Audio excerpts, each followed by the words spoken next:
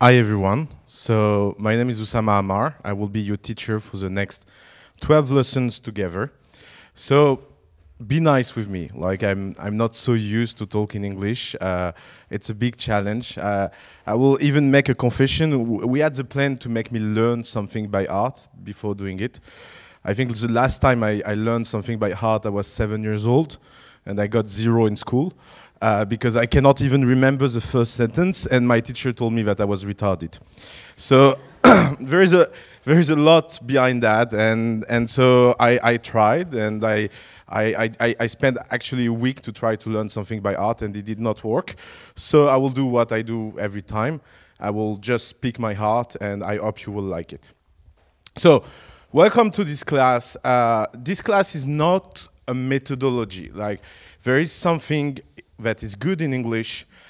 You can find a lot of content online with a lot of methodology. You can find to-dos about anything. Like, if you talk about entrepreneurship in English online, there is so much content, so good content, that there is no point to do everything that everybody else do.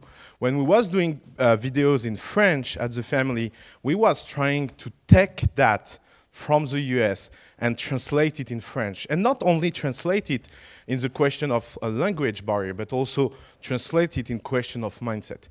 Here we are doing something a little bit different. We are creating one-of-a-kind content. We are creating a content in English that is here to give you a mindset, a framework, something you can always go back to, so you can be comfortable with everything else you find online.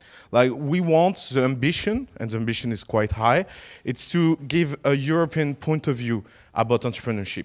Not an American point of view about entrepreneurship. Not saying that it's bad, it's just a question of context, and we are trying to build our own context. You know, you start by copying, like that's how every artist starts. Like when Proust was a little kid, he was copying famous writer. When Michelangelo was doing painting at beginning, he was copying artists. And there is a point in your life where you need to start to write your own voice, and that's exactly what we will try together. So, first lesson about something very important, something we are talking about from day one at the family, toxicity.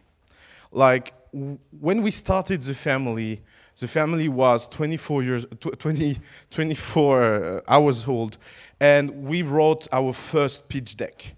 And by the way, it's a very funny pitch deck, and nothing we wrote inside that pitch deck happened. So it's like every single pitch deck at the beginning. But there is something that stays at the heart of the family. It was the first slide. Why we are doing that? Why we are opening the family? We are opening the family because France is toxic. And now I can say, after traveling in multiple countries around Europe, after launching Barcelona and soon other countries, actually continental Europe is toxic. Like, there is something so specific about our environment and the environment and relationship with entrepreneurship that make it so hard to be an entrepreneur. And that is the toxicity. And the toxicity is a lot of little small things. When we say that, a lot of people complain. They say, no, that's not true. We have BPI. Or that's not true. We have Barcelona governmental grant.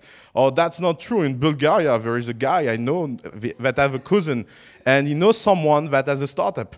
So you see, it works. So, of course, when we tell people that something is toxic, they understand that something is impossible. When we say entrepreneurship environment is toxic in Europe, they understand it's impossible to be an entrepreneur. But that's not the definition of toxic. Even in the worst toxic life environment, life can happen. You have small bacteria that fight and that they are very strong and they survive. And you have a lot of things that can happen and make it possible. So toxic means, it just means that it's much more harder to succeed as an entrepreneur in France or in Europe in general than it is anywhere else, and especially in Silicon Valley. And why it's toxic? Because it's 1,000 of small things that we cannot define, but we all feel it. It's so hard to manage your paperwork, and you don't have professional service provider that really understand your specificity as an entrepreneur. You spend so much time explaining to your employee why you are doing something. You spend so much time explaining to your family what's happened. There is so much pessimism around us. Like, I will tell you that joke, one of our entrepreneurs, actually it's not a joke, it's a sad story. One of our entrepreneurs did an interview in December. The journalist called, "Hi, I want to write an article about your company, Save, and I'm a little bit skeptical about your numbers. I have the feeling you are lying. And because I heard multiple numbers and it doesn't make sense." So a Save founder said, Damien Morin, "Look, I will give you one very simple numbers. I was doing 100,000 euro in January as a revenue. In December, I did 100,000 revenue a day. That number talks to you?" And the guy replied, "That's impossible. You're lying." And it's not good to lie, you know. I'm a journalist. I will investigate and find out. So Damien stayed quiet and said, "Do you want that I send my certified accounting? It will be available soon." And the journalist started to calm down, and he was like, "But you understand my confusion. I'm doing that job for 25 years. And in 25 years, I never heard a story like that." That's toxicity. Toxicity is about putting people in a mindset where, because something never happened, if it happened, it's impossible. And that kind of thing, when they happen and you are already big, it's fine. But when that kind of thing happens when you are very small and no one is here to protect you and no one is here to stand for you, it can totally change the course of your company. One very good example, Save at the beginning was so scary to open so many shops so fast. Because each time they meet someone, if it was telling them, "What? You open 10 shops? You should slow down. It will always go wrong when you do that so quick." And when he was coming at the family, the only thing we was telling him, "What? Only 10 shops? But like, what are you doing? Are you sleeping?" And he told us that he lived in a kind of schizophrenia for 6 months, asking himself, are they right outside, or are this guy just totally crazy and I'm just with a bunch of dudes that are crazy and I will kill myself? And at one point he told us that he did what he called leap of faith. He decided to just say, "Okay, it's possible, and I will believe in it and I will do it." And I think here, most of you know the story of this company. They fundraised 15 million euro in September after 9 months of activity. And it's one of the most growing companies in Europe right now. They are creating 1,500 jobs this year. And this is why I feel so comfortable to say to people outside when they say that you should not make entrepreneur dream because that's dangerous, I can just say fuck off. You know what? We have 20 companies in our portfolio that are valued more than $10 million on last round after a year and a half. 20 companies. It's not only Save. It's not like we just had luck once. Our methodology proved that if you are very, very ambitious, you can die fast or get big. And that's how you go against this toxicity. So the toxicity can be fight only if you accept the idea that you can get stronger. That to survive to that toxicity, you need to shape yourself. And to get a good image of that, it's exactly like doing sport. Like if you muscle yourself, you will run faster, you will swim faster. And we are talking about mindset muscle.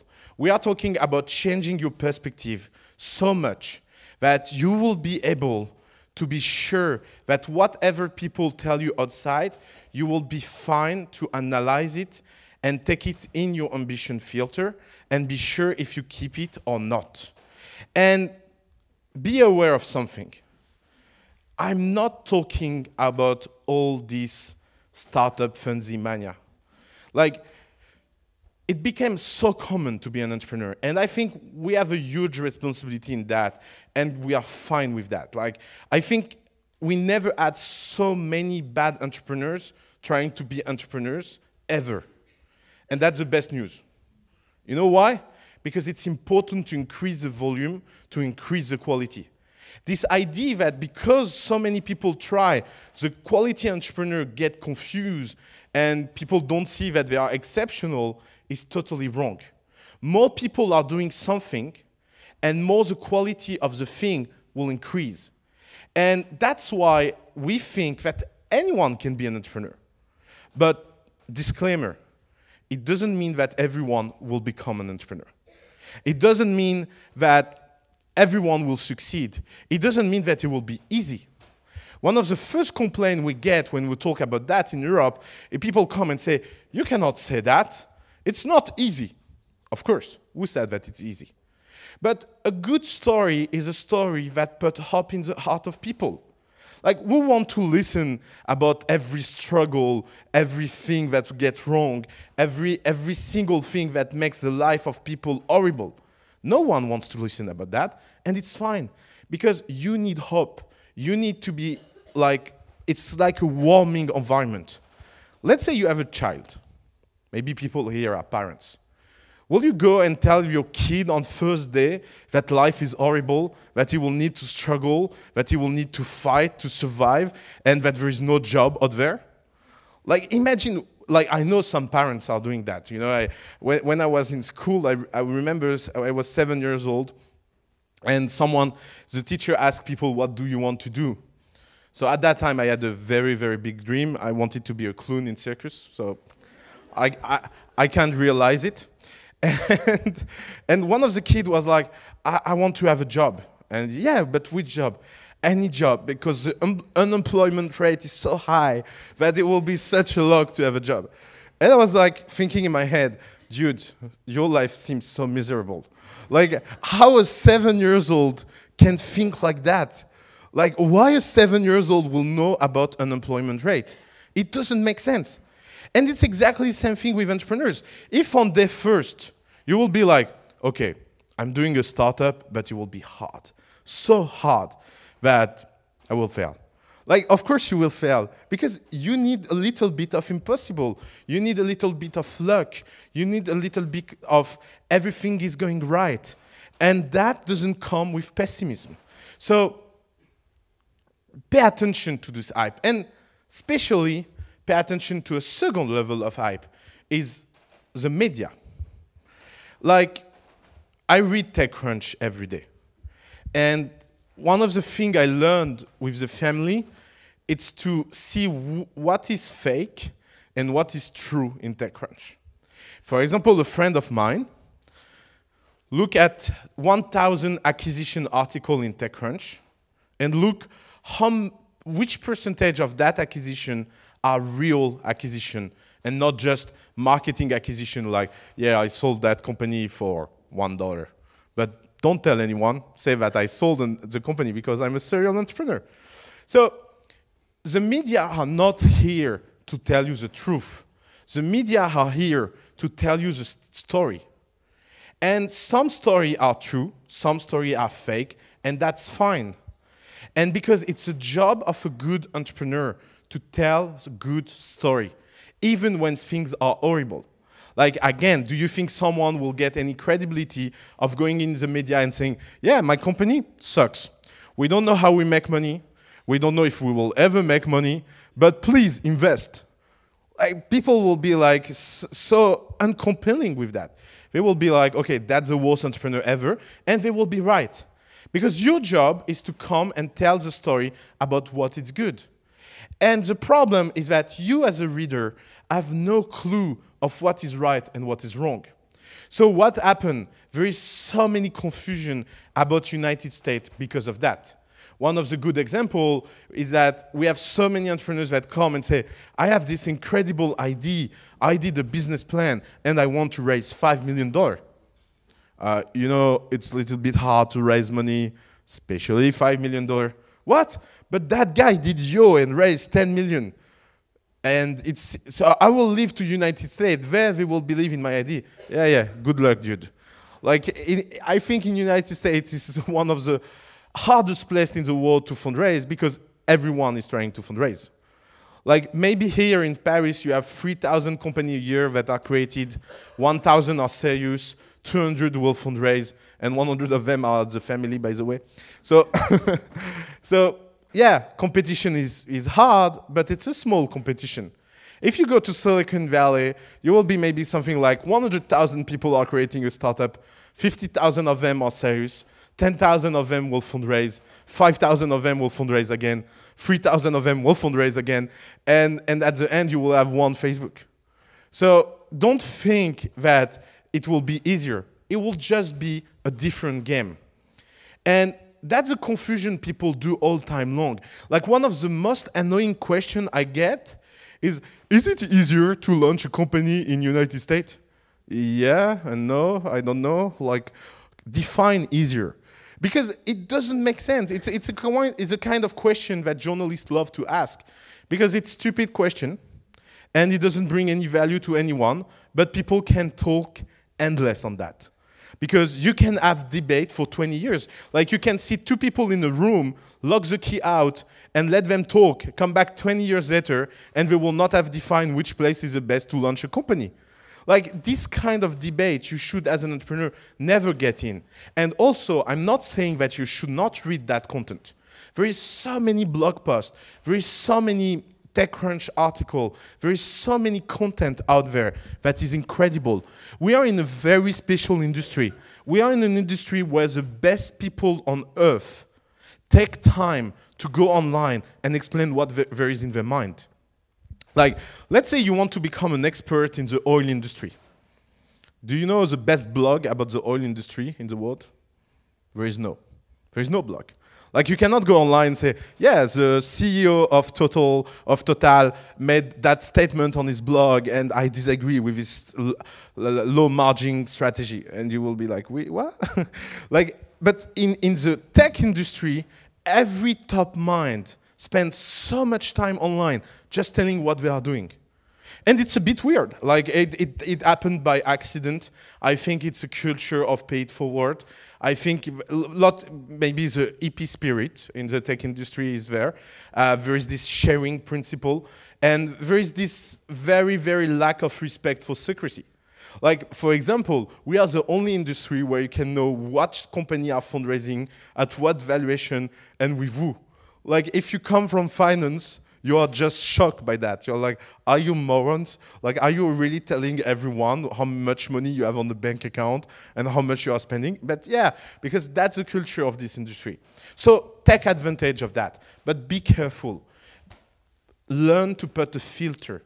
Learn to read things. One of the good examples that I love, I'm especially a very, very big fan of Paul Graham and YC.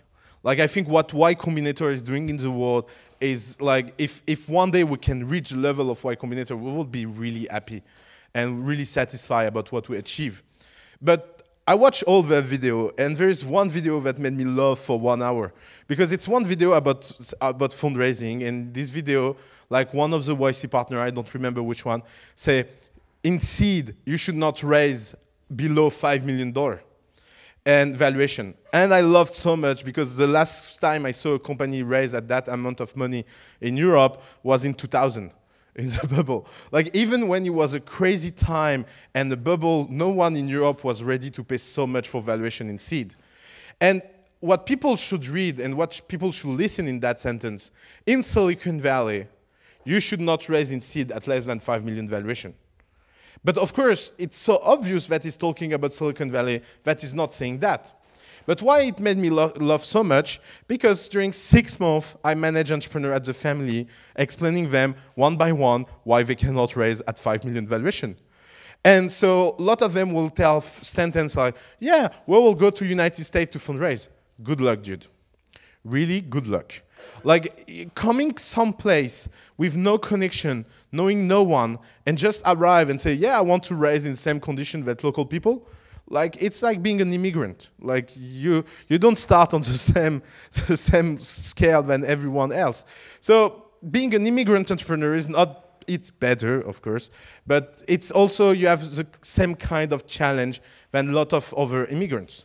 So that grand filter is very important.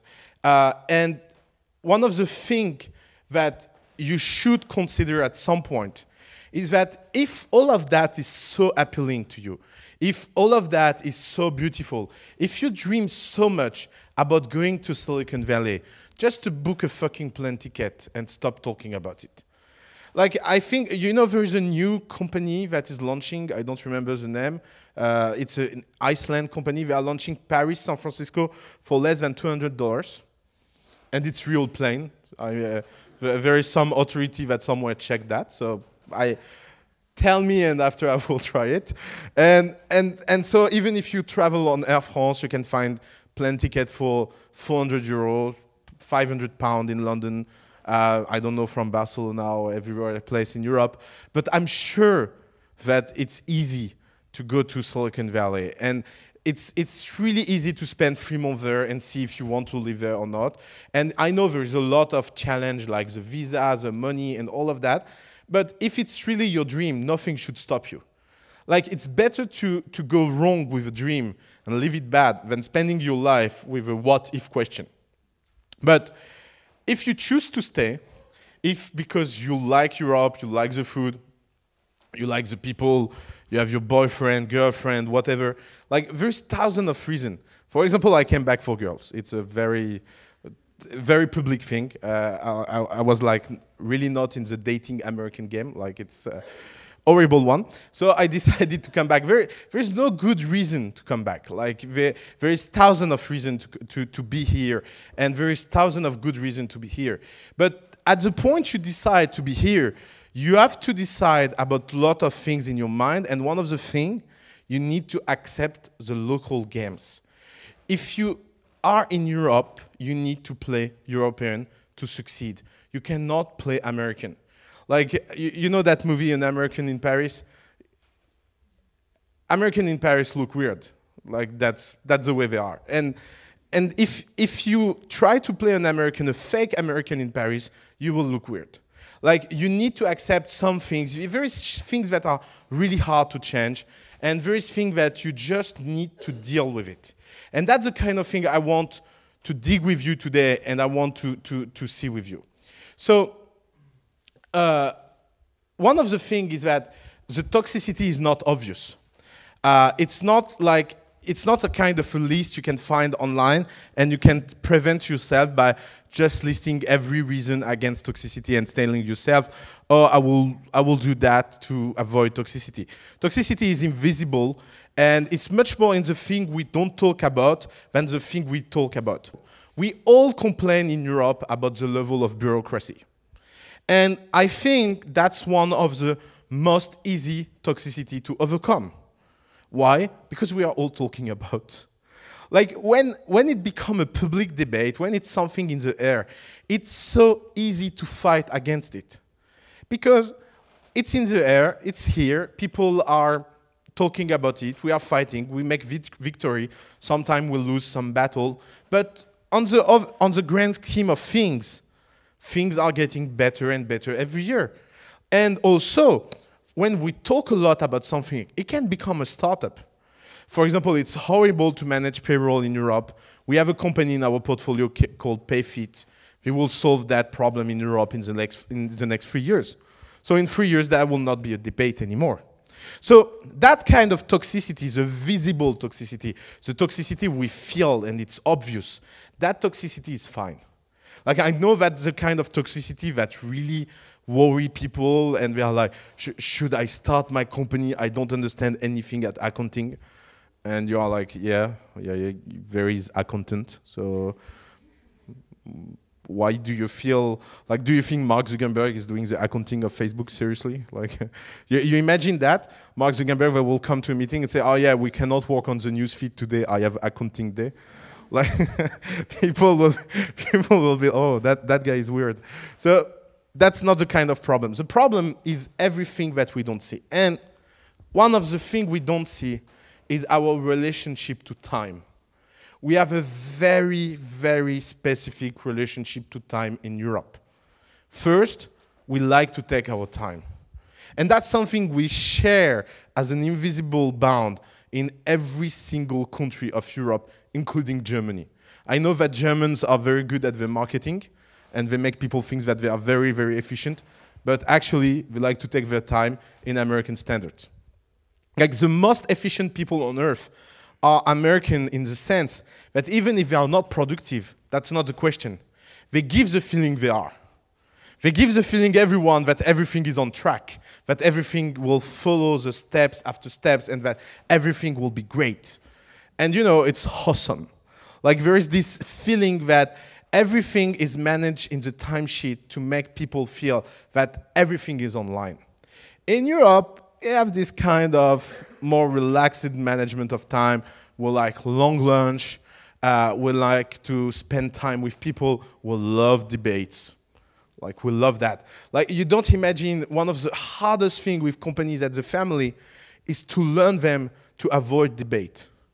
Like, in the family, each time we have a debate in our team, it's because we don't know what we are doing. Like, debates are the sign that something is going wrong in your startup. It works 100% of the time.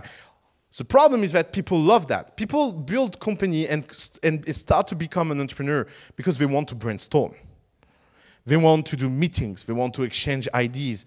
They want to build confidence in themselves, thinking that something powerful will come out of their mind.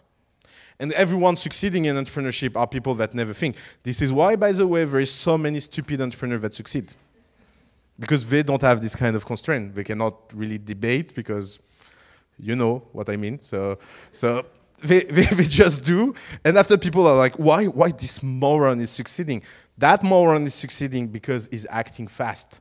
That moron is succeeding because they prefer to do a lot of mistakes very fast instead of spending all day long debating. I will give you a very theoretical example, and I will show you why we need in Europe to change our time management mindset. It's called the A/B test. Let's say you have a debate in your team that can go down to an A/B situation. Let's say you think that your business model should be subscription-based. And you have founder A that is a subscription fan. And let's say you have the B fan. And the B guy is very, very into transaction model. He doesn't believe in subscription. And let's say both founders will spend a week to debate that issue. What will be the outcome of that? Best case scenario, one of them will be hurt. That's the best outcome you can take from that. Why? Because no one likes to lose a fight. No one. And that's true in every single moment of life. And you can tell yourself that you are fine, you took a decision, blah, blah, blah. But in your mind, you will always with what if. And what if questions are toxic. Like if at a single moment in your mind, you're in a situation like, oh, what if I did that? Or what if we did that? Or blah, blah, blah. You will make everything go worse. And the worst case scenario is that after a week, you will not have taken any decision. It will take a week more, and a week more, and a week more. For example, we have a company in the family that I realize they need to change their name because of copyright infringement thing. Like, you know, they choose a name and someone has a trademark. And because they start to be big, they need to change name. And so we had a meeting about changing their name, and we brainstormed 5 minutes, and I told them, yeah, go and change your name. That's a good thing. Better than a lawsuit. And yesterday I received an email, 9 months later, and I realized that they did not change their name. And of course I did not notice because for me the decision was taken. And I called them and I was like, what's wrong? Yeah, but A like that name and B like that name, but our shareholder preferred that name, and my parents are more comfortable with this name. And there is a random guy I met in the street that told me that that name was not good. I was like, are you fucking kidding me? Like, are you spending so much energy in something nobody cares about and only you? And why? Because that's so common. That's so common that people will end up investing little more and little more. Of course, during the first meeting, they will never tell themselves, let's spend 9 months thinking about a name. No one planned for a decision. No one is like, let's take 2 years without any action and it will go well for us. But that's where you end up investing a week after week. So upside is not so great, downside is really wrong. Now, let's take the opposite management time. Let's say you have to take that A-B decision and you have 2 cases. One case, you have enough user. So what you can do an A-B test. It's very simple. Instead of debating a week, let's just try and see who win. And victory after victory, you will learn things and it will be much better. Much better than debating. Another case, you don't have enough user. And that's very common with early stage startup. So what you should do, you should just take a random decision. And you know what? Flip a coin. You know how to learn to take random decision? Just flip a coin. Really, I'm serious. It's much better to flip a coin, take a collective decision that is taken by mystery of the universe than by anyone in the team. Because you know what? Let's say you are wrong. You will feel it very fast. Let's say it's not the right choice. You will feel it very fast. Why? Because flipping a coin puts you in a situation where you have to adopt a mindset and adopt an attitude. You did not spend time thinking, you spend time doing. And when you spend time doing instead of thinking, things go much faster. And even if you are wrong, let's say you are the most unlucky guy on earth. Each time you flip the coin, it's the wrong side. It will be much better than the debate side. It will be much better than talking. It will be much better than being in a situation where you spend your time talking together. So, one of the lessons of that is that if you want to prevent yourself from losing your time, just be fucking radical. Be like so radical in everything that you will never settle for less. You will always push up, and this push-up attitude is very, very important in entrepreneurship. But pay attention to that. One of the biggest confusion that people do with this ambition thing is that they say things like, yeah, I'm very, very ambitious. I don't know why I take the Donald Trump voice. I'm very, very ambitious. And so I will build $1 billion project on day one because that's the kind of guy I am. That's not being ambitious. That's being stupid. Because if your ambition imply that someone else do something for you, you are dreaming. Being ambitious means, okay, what can I do today with my means that will be at the higher scale of ambition? And that can be very, very low at the beginning. Like, you know, one of the very ambitious things we did at the beginning of the family was to never refuse a meeting. That's very low on the scale of ambition. Like, anyone wanted to talk to us? Yeah, please. The rule was, until we get a 24 hours full schedule, we should never say no to anyone. And we did pretty horrible meetings. A lot. Like, I still have stigma of fear from these meetings. But that's fine, because that's how you build ambition. Because at some point, you reach a point where you saw enough good people that they will talk to other good people, and you can start to say no to some meetings. And you feel much better, and you push up your ambition. Exactly the same thing. Like, ambition doesn't mean like unrealistic steps. Ambition means that you are doing things every day that are better than the day before. So it can start very small. But you need to never get down your ambition. One of the very good way in Europe we get down our ambition, it's what I call the B2B trap. So how it works. You have a company, and you are young, and you don't listen to anyone. So what do? You start by being you start by wanting to be the next Google. Hi, my name is Peter, and I want to build a very big disruption. I want to build the next Google for dogs. You start by wanting to be the next Google. Hi, my name is Peter, and I want to build a very big disruption. I want to build the next Google for dogs. Okay, Peter, that seems ambitious. What exactly is Google for Dogs? Okay, not important. 6 months later, hi, I'm Peter. And because we want to build the Google for Dog, we decided that we can start by being the Yahoo for Dog, and if it's going well, we'll become the Google for Dog. 6 months later. So, yeah, you know, the Google for Dog, we realized that it was a much bigger opportunity in B2B. And so instead of having clients, we will find company that will be ready to pay for the final client. So we are B2B2C. 6 months later. So yeah, we are a dog web agency, and we do website for your dog. Well, we can do it so custom. If you pay me a meal, like yeah, I will do anything for a meal. I didn't eat from 6 months, so I'm desperate. That's the European ambition track. Why? Because at no moment you will stop and say, okay, Google for Dog was stupid. Let's do something else. Because you don't want to tell anyone that you failed. Because you don't want to tell yourself that you failed.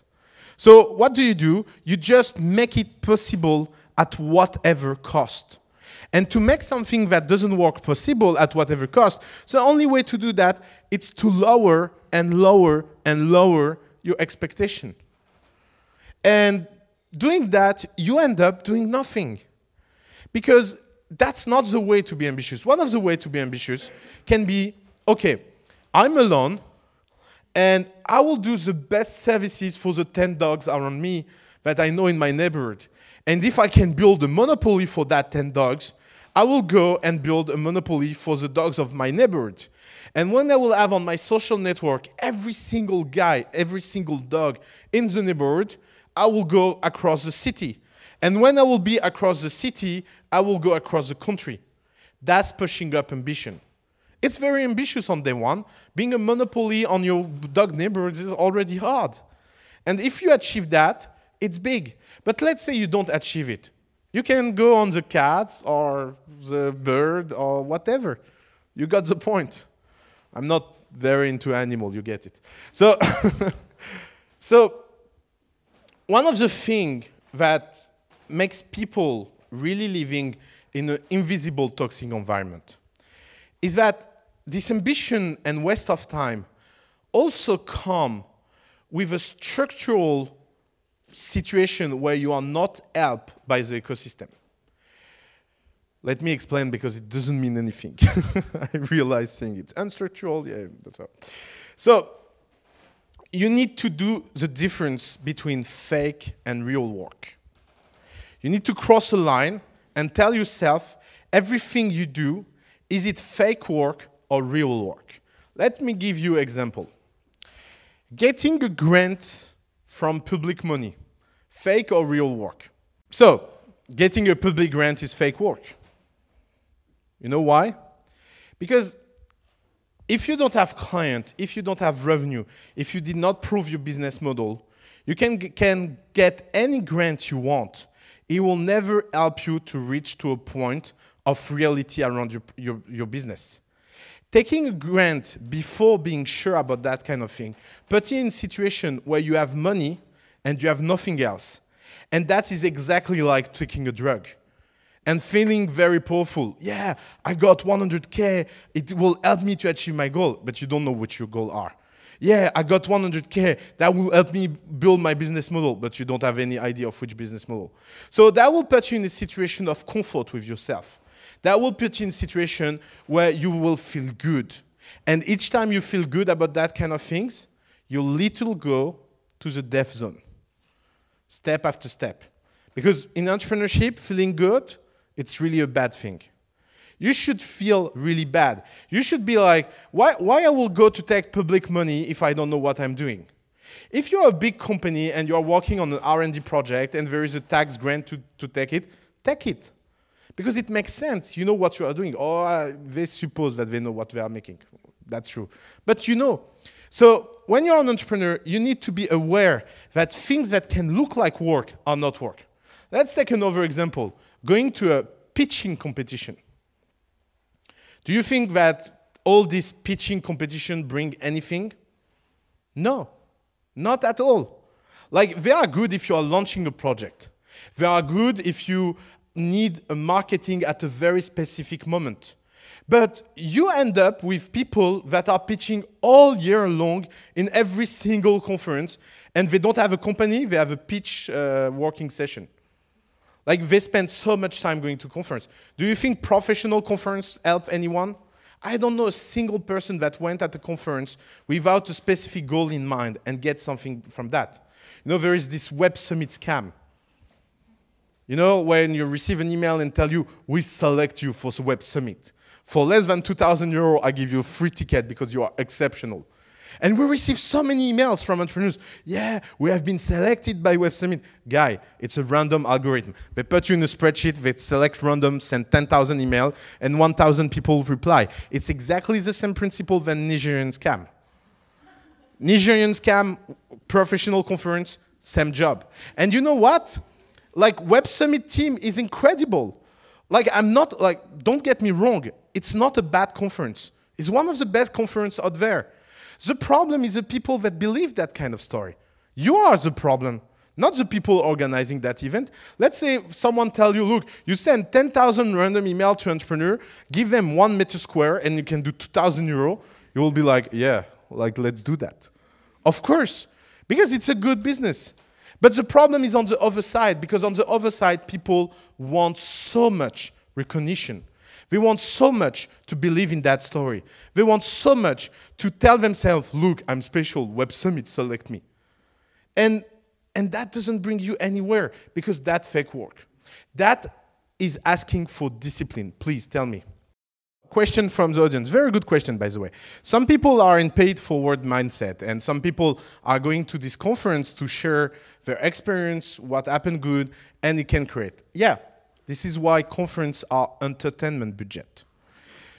When you go in this kind of conference in a paid-forward mindset, and you are a speaker, like, I'm a speaker at a lot of conferences. I'm not saying that they are useless. I'm saying that they will never bring you startup to a point where you can define successful and unsuccessful. That doesn't mean I don't go to holidays. That doesn't mean I don't like to have fun. And that doesn't mean that this kind of conference are not good to cheer you up. But now, let's say you have the choice between taking yourself to a conference or taking a week of holiday, and you don't have enough budget to do both. Which one you will choose? The holiday or the conference? Because the problem is that if people was in this kind of mindset going to that conference, in that kind of pay-it-forward mindset, it will be great. Because it will be a moment where you will build yourself, where you will rest, where you will take care of yourself. But if one day you go to Web Summit, you will see that everyone in the room is here because he thinks that that will bring him success for his company. So I'm not saying that events are bad. I'm saying they are not work. And of course, if your life is 100% work, it will be miserable life. But the dangerous thing is to don't see the difference between what is work and what is not. Let's take another example that is so common. Building next feature. Is it work or is it not work? It's a tricky question. Sometimes it works. Sometimes it's not. Why? Because everything in work can be defined in a startup with a very simple test, the life metric test. You can get down everything that is done in a company to one very, very, very simple simplification that at the family we call the life metric. What is the life metric? The life metric is a metric that separates you from being alive and being a walking dead. You don't imagine how many startups are walking dead. So what is being a walking dead? Being a walking dead is having this life metric that is not growing. Being alive for a startup is having this life metric growing. So what is a life metric? The life metric is, in 99% of the case, your revenue. And sometimes, something else. But the life metric is a metrics you cannot fake. It's a metrics you cannot lie about. It's a metric that really defines, are you doing well or are you not doing well? And the very simple one is revenue. Because if you are making money, your company is going well. If you are not making money, your company is going wrong. Pretty easy. Of course, sometimes, like Facebook, their life metric was not revenue because they've been lucky enough to have enough money to live, and their life metric was daily active user. So it's a different metric. But at the end, it's exactly the same game. So when building a new feature is important, if the feature provides you growth and instantaneous growth for your life metric, it's work. If the feature is just a nice to have to feel better because you are such a perfectionist about your product, it's not work.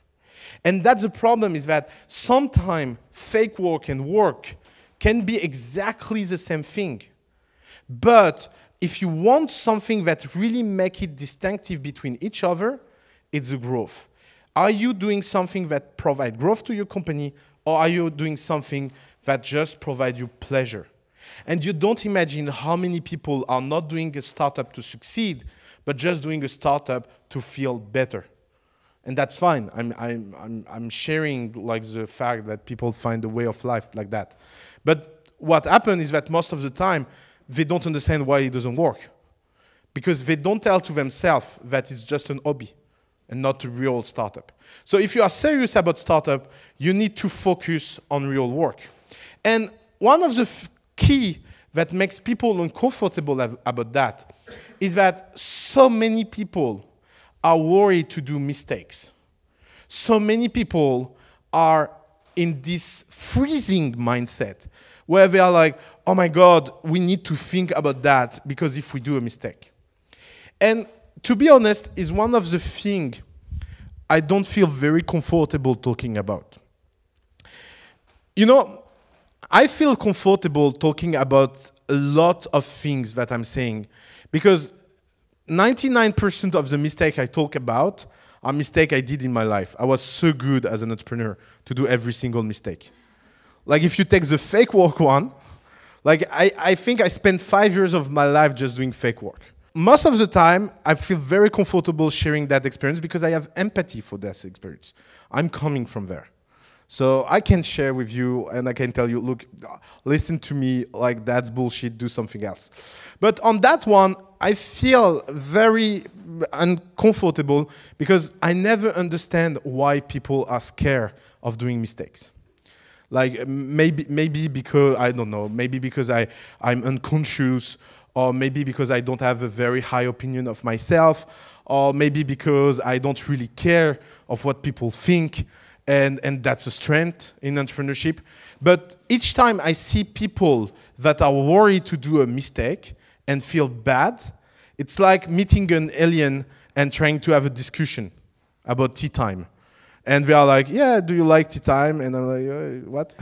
So you need to understand that there is no point to be feared about mistake. And I will tell you a rational definition of that. The rational definition is that nobody cares. And you know, like it's something really hard to admit for entrepreneurs, but you know, there is so many entrepreneurs that are sure that everyone in the world are watching them. Like, I have so many times this discussion with entrepreneurs like, yeah, but our brand, your brand? Which brand are you talking about? Like, you have no brand, dude. You are just a random guy talking about random things and no one cares. Like, you're this loser that thinks that he has something for the moment. So it's not a question of brand. Some people tell you, yeah, but I don't want to waste my time. You said that we should not waste our time, so if I do mistake, I waste my time. And that's not true. Making mistake, it's never a time wasting. Never. Thinking about the kind of mistake you can do, that's a time waster. But making mistake, it's not a time waster. You know why? Because you learn something. One of the best lessons I ever had in entrepreneurship was the first time I lost a lot of money. When I was younger, I had a bad luck, and I ended up with 300,000 euro of debt, personal. And I was 18 years old. So that puts you on the scale of failure pretty high. Like if you take your net asset, at that moment I was like really, really poor. And One guy told me, it's very good news what happened to you. And I said, really? Why? He said, because you're in a field that is pretty exceptional and pretty incredible. Really? Why? Because in entrepreneurship, you have an absolute criteria of truth. If you are right, you make money. If you are wrong, you lose money. And the amount of money you lose is always the right price for the right lesson. And from that day, I feel all right with anything I lost. I don't know why it stuck me so much, because it was just a random old guy, but it really put me in something. You don't have absolute criteria of truth in physics. You don't have absolute criteria of truth in math. You don't have absolute criteria of truth in philosophy, believe me. You don't have absolute criteria of truth in politics, even worse. Like, you can say things in politics that are not true or false and believe it for 100 years. Same thing with religious people. People can believe things and all their life long, and they will never have any clue if it's true or false. It will be only their faith, and that's fine. But it's so compelling to be in a field where you know when you are right or wrong. And you need to be very, very aware of that. You know, I always laugh when there is entrepreneurs that come and say, yeah, I failed my company because it was way too early. Yeah, sure. So by definition, being way too early is being wrong. Because timing is everything. So if you come and say, yeah, I don't really fail, it's the timing that is failing. No, you failed and it's fine. Just be comfortable with that. Because in entrepreneurship, it's always come down to an absolute truth. Are you making money or are you not? You are making money, you are right. You are not making money, you are wrong. I know it seems horrible, it seems materialist, but it's liberating. So everyone that is worried about doing mistakes actually is worrying about losing money. And I think that in entrepreneurship, losing money is something you need to learn very fast. Because you will lose. And you will lose a lot.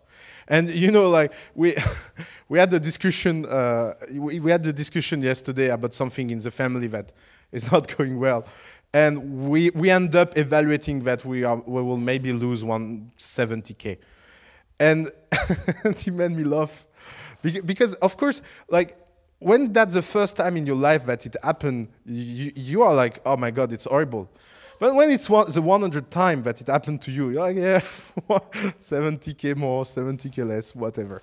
And you need to reach that mindset. You need to reach that mindset as soon as possible. And I think that United States is much more comfortable with this mindset than Europe because they are all in debt. When you are used from very, very young to take debt for everything in your life, even studying, like, how do you think they feel when they're entrepreneurs? Do you really think that they are like, oh my God, I lost 50,000? It's horrible. They are like, yeah, my mortgage for my house is 200, and my study is 150, and my TV is 10,000. So, why I will care? So that puts them in a mindset that they are not here for avoiding mistake.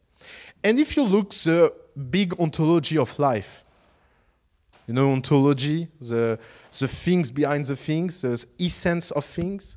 Like, if you look at the ontology of life, there is something amazing. You only need to be right once. Only once. Like, you can make 1,000 mistakes. You can, let's say you lose 50 times, 5,000 times, $1,000. You will end up losing 5 million. If you are right once and you make 20 million, it's done. Yeah, everything is solved. And you will, by the way, they will invite you to the conference and pay it forward, and you can come on stage and say, I'm an entrepreneur, I learned ABC. And you will feel good. And of course, you will forget about every single time you failed. And that's what happened to a lot of people. You know, and in France, we are so specialist for that. You know, we had like all this bunch of people that had luck in 2000, because in 2000, even a monkey can be right. And during 20 years, we have them on stage talking about how hard it is to be an entrepreneur, and they never did anything in their life. And they even come and say that they will eat quinoa and sell their car and blah, blah, blah. So you don't imagine how I feel better. So making mistakes is not important. Making mistake is fine. And you know why? Because you will learn things. You will learn so much that it will always be a net profit for you. Because the money is not something you need to optimize for. So let's look about the three things that any entrepreneur needs. An entrepreneur needs capital, an entrepreneur needs people, an entrepreneur needs time. The first two ones are replaceable. You will always find someone to write another check. Even Bernard Tapie is fundraising. So, like, if that guy can fundraise, you can all fundraise, guys. It's just a question of precision, time, luck. But at the end, you will always find someone to make you a check. People are replaceable. I know it's hard. I know that some people look exceptional, but no one is. Like, if I was not the one talking on stage, someone else will be here. You know, like, it's so hard to be lasting in this world. There is a movie I love about that, is Ted. I don't know, who saw Ted? Everyone? So for the one that did not saw Ted, you have to go to see Ted. It's one of the best entrepreneurial movies ever. And in that movie, there is an opening scene about the story. So they tell you there is this little boy, he has a teddy bear. No worry, it's not a spoiler, it's even in the trailer. He has a teddy bear, and he wanted so much that the teddy bear come alive, that he wished so much that the teddy bear come alive. And the teddy bear become a huge world star. And the opening story finished by, and finally, obviously, after a certain amount of time, no one take notice ever. And you have the bear in the street walking, is like, yeah, and the guys are, yeah, Ted. And why? Because after a certain amount of time, no one give a fuck. And that's true for everyone. So if you don't reinvent yourself all time long, someone will invent something else and it will be the next thing. So you cannot, yeah. You've been talking about luck many times. Yeah. Okay, so you are talking about luck many times. How do you define luck? I don't define luck. Let's say we all understand the word, and whatever definition you put behind that, it works to understand what I say. But luck is everything we don't explain. It's easy. Some people call that faith. Some people call that talent. Some people call that merit. Some people call that whatever you want. I'm using luck as a general notion of, yeah, I'm not sure why it's like that, but at the end it's like that. So, and we all need a little bit of luck. I worked with a guy that was always saying, I don't like people that don't have luck. So he was taking half of business plan and put it in trash, receiving investment memo. And when people say, why? I don't like people that don't have luck. And one day I told him, yeah, but maybe you are the one without luck. You are trashing the only good one. And he make him like freezing, Stack Overflow for a month. He was like, oh my God, what I missed. And he was like, did we kept everything I trashed? Of course not, we put it in the trash. And so he sent a message to everyone like, if you send a business plan and we not reply to you, please send it back.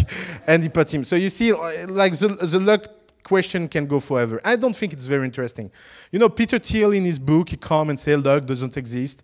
And blah, blah, blah. It's hard to sustain that argument. Of course, luck doesn't explain 100% of things, but sometimes people have luck. That's it. So just live with it and it never explain things forever. Yeah. You say that mistakes are a good thing, and I'm kind of agree with you, but sometimes making mistakes cost money, and when you are young, you don't have enough money. So how do? You do without money. Be fine with that. Like, one of the points is that no one needs money to succeed. If it's something new in this world, something that is changing, something that is quite an historical phenomenon that no one noticed, is that no one needs money to succeed anymore. And that doesn't mean that at some point you don't need money to succeed more, but whatever kind of money you lose, you will be better without it. You know, one of the good disciplines, we had that talk in our partnership. There is a guy that is an entrepreneur in our portfolio and is very rich. And is kind of greedy, and I think he has a kind of complicated relationship with the money, but he has this rational argument about why he doesn't invest in his own business. And the guy is struggling for 5,000 euros, trying to find tricks to solve the issue, and he can just have paid someone 5,000 euros.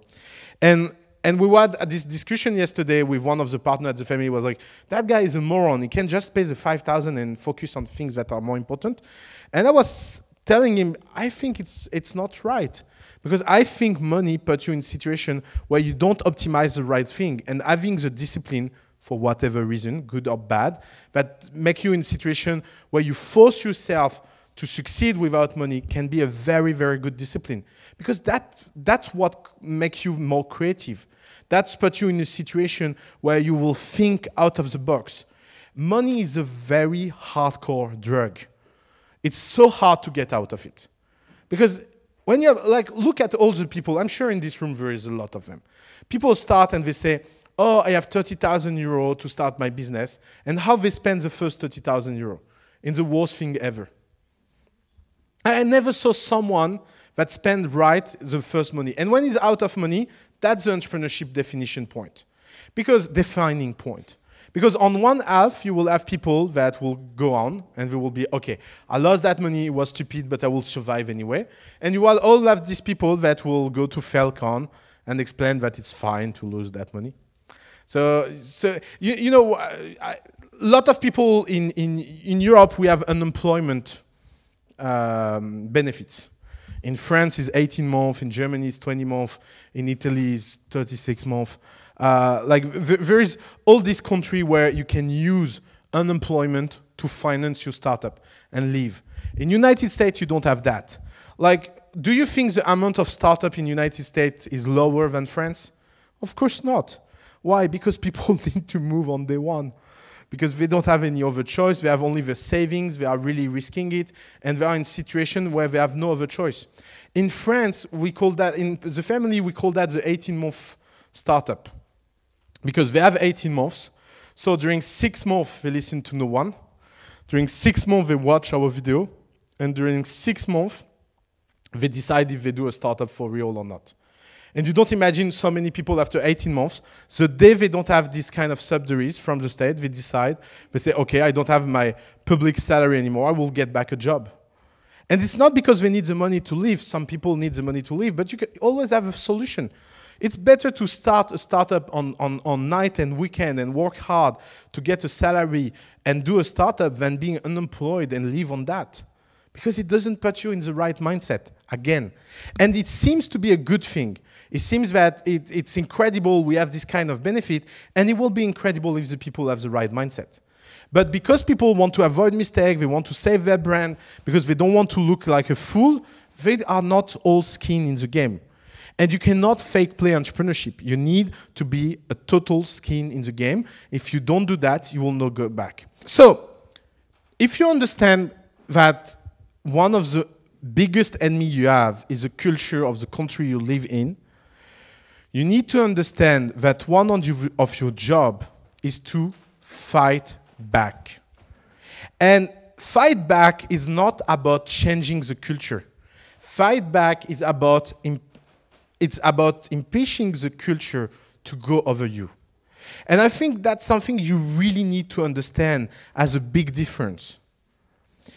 A lot of people think that to succeed, they need to change the environment around them. You know, for example, there's all these entrepreneurs that go to talk to the government to explain what a startup is, hoping that the government will change their mindset. And 6 months later, it's nowhere. Because you will not change the culture around you. In Europe, we have this very complicated relationship with failure. Not only mistake, even worse with failure. We don't trust failed people. And we have this image, you know, like I heard so many times. Yeah, in United States, they are so comfortable with failure. Failing is good. Yeah, it even become a joke. Like, of course, they are not fine with failure. No one is fine with failure. Do you think that there is people out there that like, yeah, I failed, that's so good? No, you feel bad when you fail, and it's important to feel bad. If you don't feel bad when you fail, you have no self-esteem. Like, and it will be horrible. You will be this kind of horrible person that is not looking to succeed, is just looking to failing. When we say we need to be more comfortable with failure, is we say two things. First, we should never define people for who they are, but for what they are doing. And that's the real thing we are not comfortable with in Europe. In Europe, whoever you are, for example, you are elected in a Who is Who, for example, and they will ask you in which school did you go. And that will be the first line in your curriculum. It's weird. Like, we define so much people not by what they are doing, but by who they are.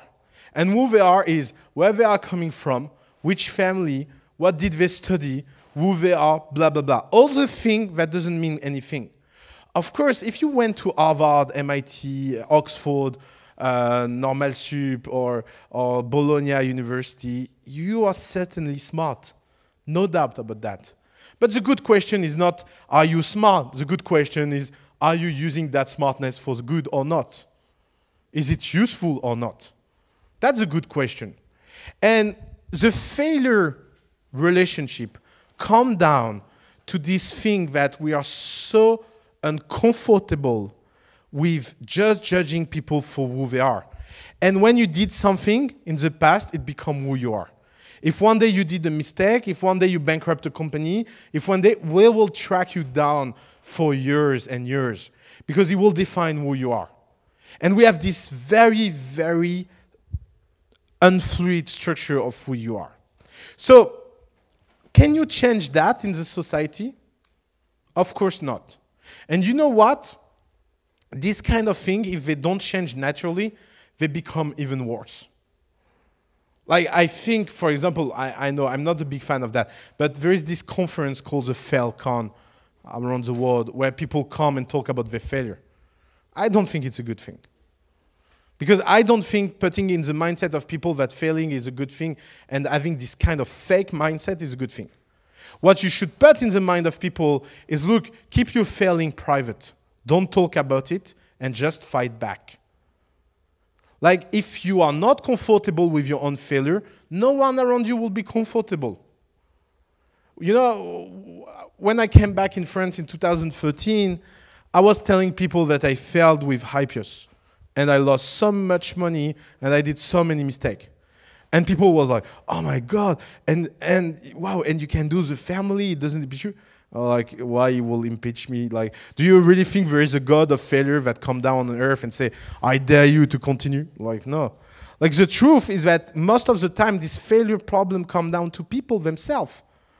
They will be like, yeah, I failed, it's miserable. And people around them will say, yeah, it's miserable. And they will be like, why are you saying it's miserable? I'm telling you that so you say it's not a big deal. No, they will tell you it's a big deal. They will tell you it's horrible. They will tell you you're just a failed guy. They will tell you you are not trusted to work with. One day we will make public every phone call Alice received on me. One day we will make public every single person that said that I was dangerous and not worth working with. But you have two choices in that case. Choice one, you're trying to change the environment. You will go and fight back, and you will be, it's my social right to fail, and I will fight for the failures of the world. Or you will ignore it, and you will just keep working, and you will have people around you that will ignore it because they know you. And if you don't have this kind of people around you, anyway, you're already screwed and you should do something else. So it can be a very good test. So the downside of that is that it looks horrible, it looks hard, but the upside is that it filters a lot of people out, a lot of noise. And that's the kind of thing you are looking for. Because you are in a hostile environment, and in a hostile environment, you don't debate, you just fight back. And you fight back especially with yourself. Because you are the problem, not the others. And one of the things that come down to that is that so much in this startup ecosystem around Europe, there is this feeling that we are in a big zoo. And that startups are these little animals that we feed with peanuts, because we go to visit them. Do you know an incubator that doesn't organize visits of big corporation? I saw in London, even London, that for me in my heart is one of the best places in Europe to build a startup that is way above the line from a lot of countries. Even in London, you can go and pitch at Buckingham Palace. Do you think that any duke in the room that never took a decision in their life, that don't know what it means to be free, and that live with this heavy thing of being a member of the royal community, will have any feedback will be useful for any entrepreneurs coming to that event? At that point, it's not even entertainment. You just reach the point of just being an animal in the zoo. Like the period where we were putting a human in a zoo because they have a different skin color, and people was coming and say, "Oh, that's interesting. He's not white," and that's the new startups. People go and they are like, "Oh, you are an entrepreneur? Yeah, I know. There is so much unemployment. I understand why you start your company." Yeah, there's this story I always tell. When I was much younger and entrepreneurship was not famous, I had a lunch with my girlfriend at the time, parents. And grandparents. And the guy asked me, the grandpa said, "What do you do?" And said, "I'm an entrepreneur." And the guy took his eyes down and said, "I know, for young people it's so hard to find a job." and it was really funny. I'm a little bit nostalgic for this period. Because at that time, people was not willing to be entrepreneurs because it was cool. Doesn't mean it was better. I say it's nostalgic even if it was worse. But the good thing about that is that if you realize that, you should put your self-esteem at the right level. And you should refuse all of that. And you should always ask the question, is it useful or not? And you should be obsessed about not doing things that are not useful. Why? Because in toxic environment, you cannot fool around. In toxic environment, you cannot be a little bit undisciplined. Your discipline should be at the top level, and nothing is unimportant. Because it's exactly like small details. Let me tell you a story and you will understand. When we started the family, we went to talk, actually I went to talk to very high-level Olympic coach. And asking them, how do you recognize someone that will become an Olympic champion? Do you track KPIs? Do you look metrics? Do you have that kind of, let's say, if someone at 12 years old run at less than 10 seconds, I don't know what does it mean, he will be at 18 years old a world champion. And every single guy told me, no, it doesn't work. Because you have so many things that come in count. You can change your shape, your genetics, blah, blah, blah, things like that. And say, okay, but there is an element that builds your confidence. And there is that guy that told me it's called the last piece of cake. So what is the last piece of cake? If you are a very, very high-level sport guy, what you eat has a very deep down influence on your performance for years. And every single transgression you will do, every single breach in that discipline will put you in a position where your chance reduce. And you have two kinds of sport people. You have the Usain Bolt of the world. They can eat, drink, drug, whatever they want, they run. And that's it. They are genetically predisposed to run, and they are so good that whatever they do. Like there is this story, I don't know if it's true or not, but the guy was in the nightclub the night before breaching 2 world records. And I can't believe it's true. Like I can imagine like how horrible it is for everyone around him working hard. But for everyone that is not genetically predisposed for that, there is only one choice. You will never take the piece of cake. Because one piece of cake, you will pay it for years. Because the single breach of performance that will create in your body, it will maybe take you a week to recover, And if you look at the geometrical effect of that week over 10 years, it can be really, really hard. And so it's not the question that the piece of cake will change your performance. Of course, you can recover it. But it will be a very good clue about your mindset for winning. And because at down earth, it's not the one with the best predisposal that becomes the best sport people. It's the one working really, really hard. Entrepreneurship is exactly the same thing. If you are in an environment like Europe, where things are toxic, every single little step you are taking that are not perfect are steps that put you in a situation where you can be the one that will miss from nothing, because one day you went to a startup competition, because one day you took a bad employee, because one day you did something that was not good for your environment. You should understand that more the environment is hard, more the level of perfection should be higher. It's exactly like going to university in United States. You know, in United States it's very expensive. If you don't want to end up with debt, you need to be perfect in class. Not good, perfect. Entrepreneurship in Europe is the same thing. It's like getting a scholarship for the US university. You cannot be good. If you are good, life out there is not right for you. You need to develop a perfect mindset. We are not asking, for being good. We are asking to be perfect and perfect day over day. That doesn't mean that you will start perfect. One of the best ways to become perfect at something is to be very bad and work hard. And every day you will spend not working hard to be better, it will be a day that will make the environment winning over you.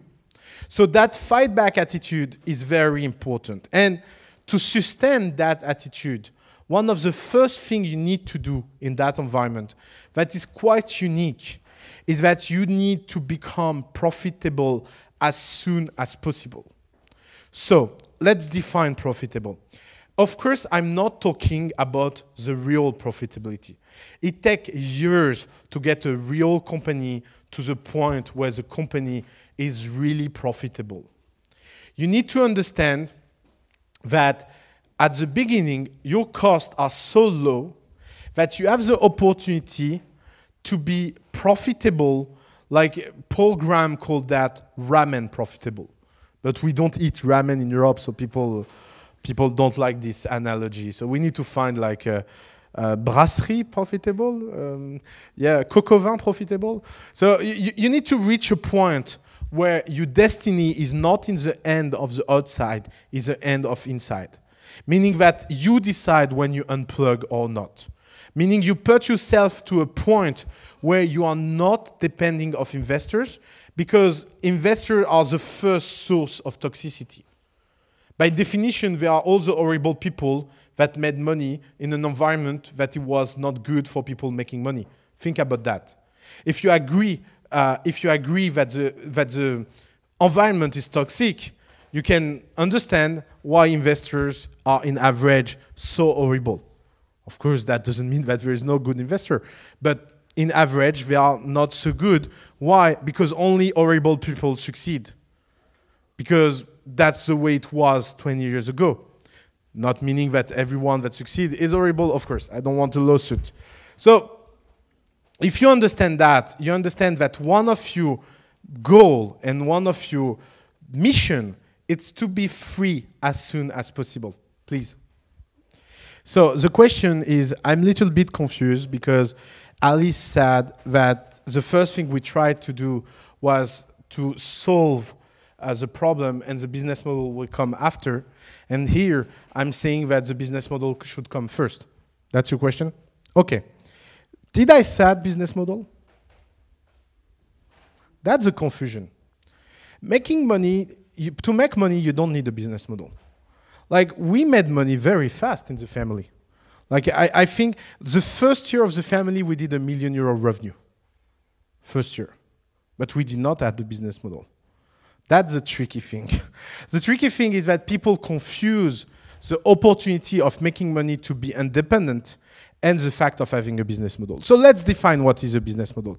Having a business model is to have a methodology to provide value at scale that you can take a cut on that value and it will generate money. But to give you an image, having a business model is that you solve the mystery of your company.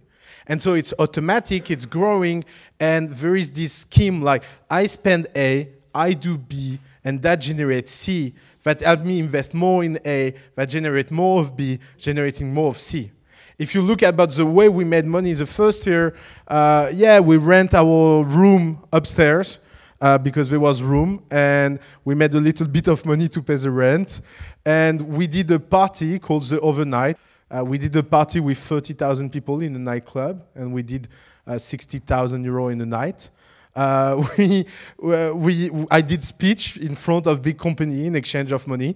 Do you think it's a business model of the family sending Oussama speaking to big companies, etc.? So there is a big difference between being opportunistic in terms of revenue stream and having a business model. Yeah, yeah, that's the point. The point again is that if you understand that your mission is to be free, and your mission is to be independent as soon as possible, there is no cost of that. So what you call balance, I call it a necessity. Like the underlying question behind what you said is, I am really ready to pay the price that it will imply and the horrible life that it will imply.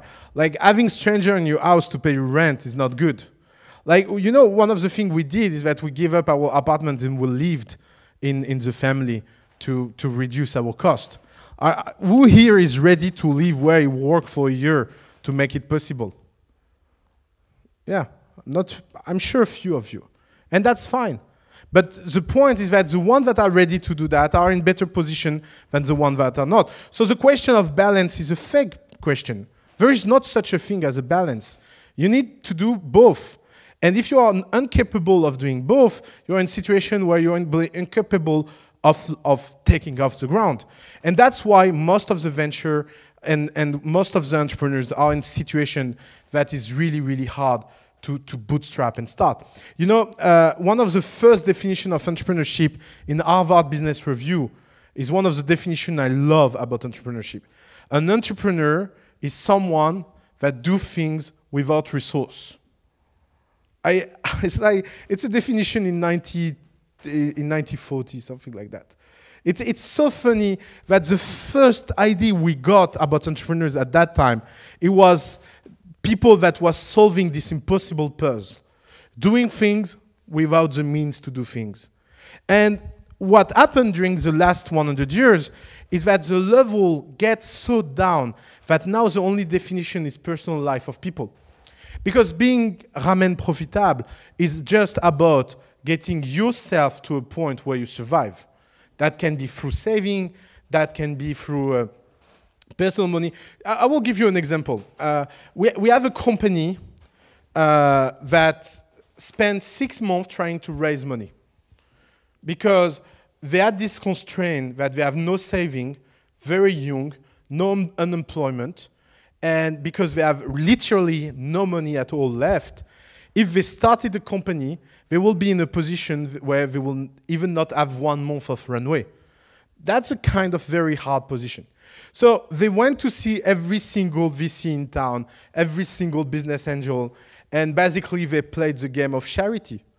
Please give me money so my big idea become reality.